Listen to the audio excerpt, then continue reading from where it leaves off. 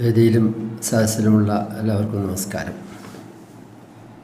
നമ്മളിന്ന് നന്മ സാംസ്കാരിക വേദി സംഘടിപ്പിക്കുന്ന മനസ്സും ആരോഗ്യവും എന്ന വിഷയത്തിലുള്ള സിമ്പോസിയത്തിലാണ് ഉള്ളത്. മനസ്സും ആരോഗ്യവും എന്ന് പറഞ്ഞാൽ മനസ്സ് എന്താണെന്നുള്ളതിൻ്റെ ഡെഫിനേഷൻ ശരിക്കും ഇപ്പോഴും കൃത്യമായിട്ട് ആരും പറയുന്നില്ല. മനസ്സുണ്ട്, മനസ്സാണ്, മനസ്സ് എവിടെയെന്നുള്ളത് ഇപ്പോഴും കൃത്യമായിട്ട് ഈ ശാസ്ത്രജ്ഞന്മാരൊന്നും കണ്ടെത്തിയിട്ടില്ല. അതേ സമയത്ത് ഈ ശരീരവും മനസ്സും തമ്മിലുള്ള ബന്ധം, ആരോഗ്യമുള്ള ശരീരത്തിലെ ആരോഗ്യമുള്ള മനസ്സുള്ളൂ എന്നൊക്കെ പറയുമെങ്കിലും അതെന്താണ് മനസ്സും എന്താണ് മനസ്സ് എന്ന കാര്യത്തിൽ ഇപ്പോഴും കൺഫ്യൂഷനാണ്. ഏതായാലും അത് ഹൃദയത്തിലാണെന്നും അല്ല ഈ ബ്രെയിനിലാണെന്നൊക്കെ പല വ്യത്യസ്ത ചിന്താഗതിക്കാരുണ്ട്. ഏതായാലും മനസ്സിൽ നമ്മൾ മനസ്സിലുള്ള വിഷമങ്ങളും ബുദ്ധിമുട്ടുകളൊക്കെ പലപ്പോഴും നമ്മുടെ ശരീരത്തിലും കാണാറുണ്ട്. ബേജാറാവുമ്പോൾ നമ്മൾ ഈ പൾസ് റേറ്റ് കൂടുക, അതുപോലെ പാനിക് അറ്റാക്ക് എന്നൊക്കെ പറഞ്ഞ് പാനിക്കാവുമ്പോൾ നെഞ്ചിനകത്തൊരു ഒരു മിടിപ്പ്. സാധാരണ ഈ പൾസ് റേറ്റ് ഇവിടെ ആണെങ്കിലും ഭയപ്പെട്ട് വരുന്ന പൾസ് കാണിക്കൽ ഈ ഭാഗത്ത് ഇവിടെയാണ് ചാടിക്കളിക്കുക. അതുപോലെ തന്നെ ഈ ഭയപ്പെട്ടാൽ നമ്മുടെ ഈ പ്രത്യേകം നമ്മുടെ ശരീരത്തിന് ഓരോരോ വ്യത്യസ്ത ഭാഗങ്ങളൊക്കെ കാണിക്കുക.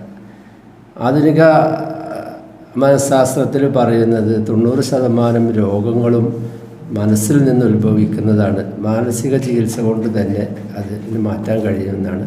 ഈ വിദേശ രാജ്യങ്ങളിലൊക്കെ ചെറിയ രോഗങ്ങളുമായിട്ട് ചെന്നാൽ പോലും ഒരു സൈക്കാട്രിസ്റ്റിൻ്റെ അടുത്താണ് പോവുക ആദ്യം.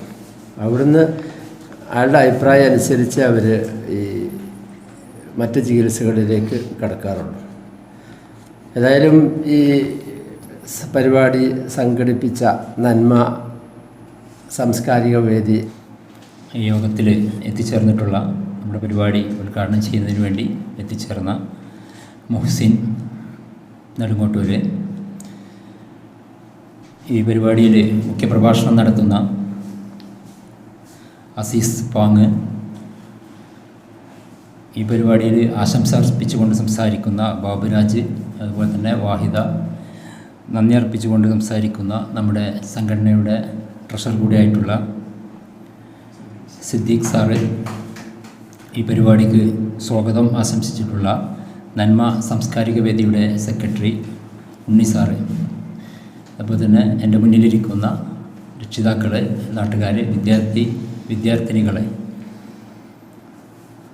നന്മ സാംസ്കാരിക വേദി സംഘടിപ്പിച്ചിട്ടുള്ള സെമിനാറിലാണ് നമ്മളെല്ലാവരും ഉള്ളത്. നമ്മുടെ സെമിനാറിൻ്റെ ലക്ഷ്യങ്ങളെക്കുറിച്ചൊക്കെ തന്നെ നമ്മുടെ സെക്രട്ടറി സ്വാഗത പ്രഭാഷണത്തിൽ സൂചിപ്പിക്കുകയുണ്ടായി.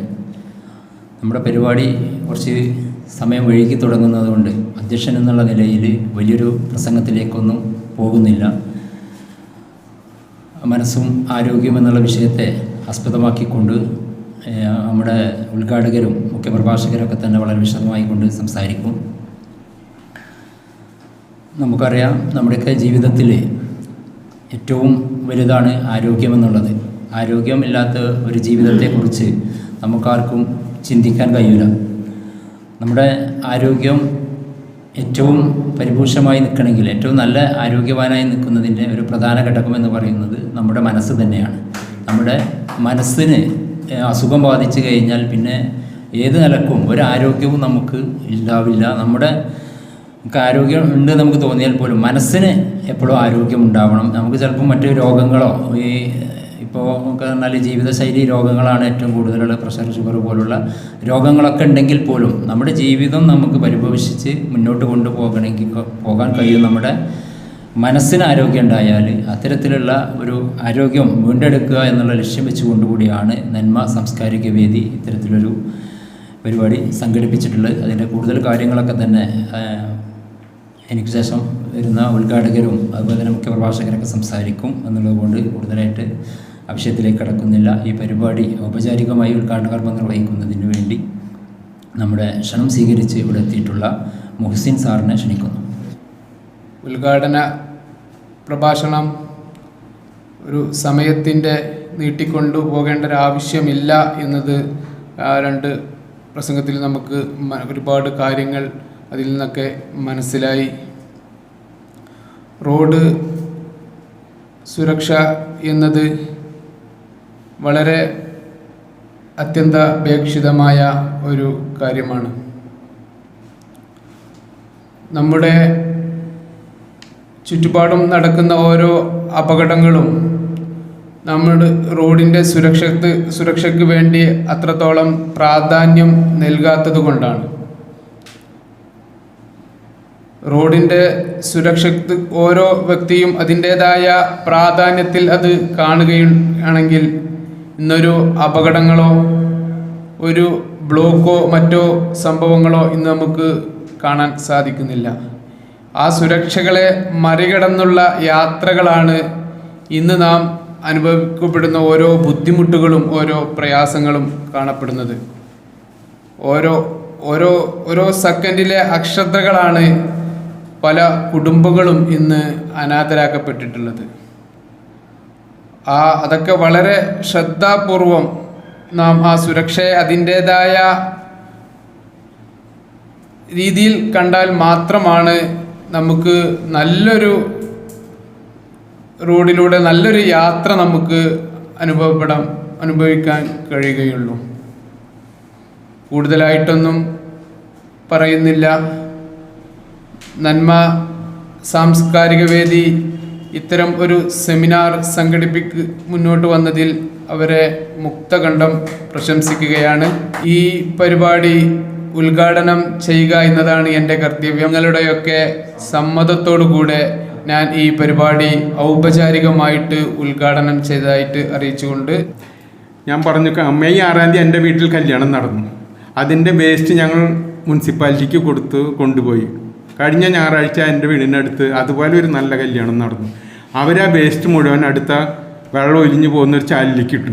അത് എവിടെയോ തടഞ്ഞ് മണമെടുത്തപ്പോഴാണ് നാട്ടുകാരറിഞ്ഞത്.